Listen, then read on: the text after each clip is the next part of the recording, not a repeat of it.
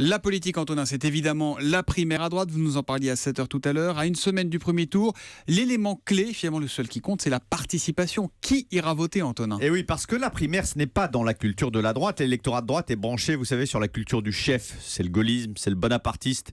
La gauche, elle, s'épanouit dans les causes collectives. Et selon que la participation sera large ou faible, eh bien, le résultat sera très différent. Il y a deux hypothèses, en fait. 3,5 millions d'électeurs et au-delà, on dépasse largement le vote militant pur et dur des Républicains.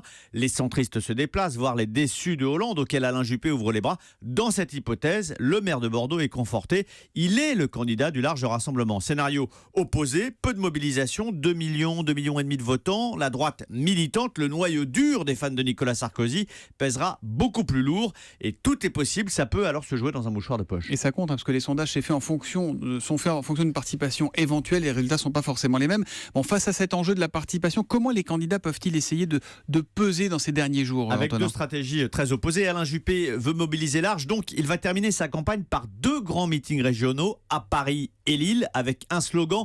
Allez voter, ce slogan, il va le répéter dans la demi-douzaine d'interviews qu'il va donner dans la presse cette semaine. Et puis du côté Nicolas Sarkozy, on se concentre sur le quadrillage du terrain, sur la mobilisation de proximité. Il y a un peu plus de 10 000 bureaux de vote. Dans chacun d'entre eux, le référent sarkozyste a pour mission cette semaine, ces derniers jours, d'identifier, de mobiliser 100 à 150 votes favorables. On mobilise efficace pour sortir en tête. Ça, c'est pour la forme. Et puis sur le fond, chacun va creuser son message. Nicolas Sarkozy va continuer sur l'autorité, le clivage avec la gauche, toujours pour mobiliser le noyau dur de la droite. Alain Juppé, lui, privilégiera une approche plus prudente, plus consensuelle, pour séduire toujours au centre et au centre-gauche.